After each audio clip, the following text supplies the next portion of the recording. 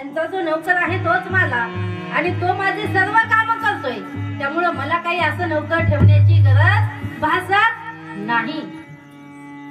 पार्वती आई साहेबांना असं सांगितल्यानंतर एक दिवस अशाच सख्या जमलेले आणि स्नान करण्यासाठी ह्या मध्ये गेल्या. नंदकिशोराला बाहेर उभा केलं, पण भोलेनाथाने नंदकिशोराचं ऐकलं नाही आणि भोले बाबा आतमध्ये गेले.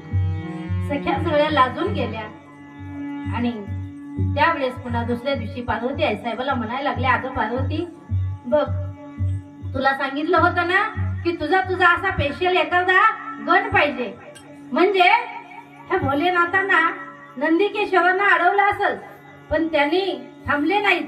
त्यांनी आले, आम्हाला किती लाज वाटली. सगळ्या सांगायला लागल्या.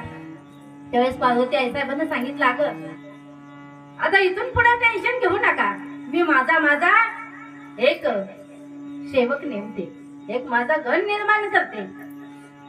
म्हणून अशी आख्यायिका असं सांगितलं जातं की पार्वती आई साहेबाच्या अंगाच्या मणीचा गणपती करून त्यांनी ठेवला. बरोबर आहे, आपण हेच ऐकत आलोय लहानपणापासून की पार्वती आई साहेबाच्या अंगाच्या मणीचा गणपती करून दारामध्ये ठेवला. मग पार्वती आई साहेब काय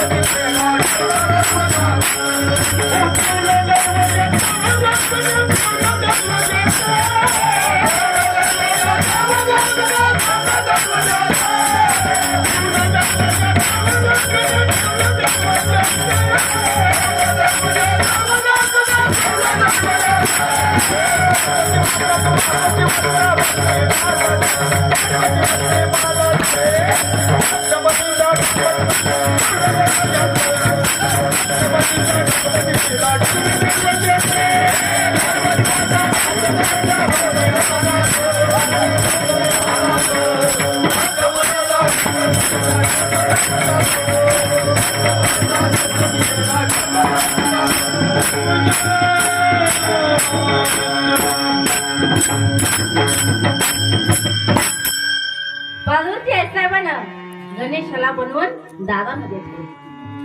मग पार्वती आई साहेब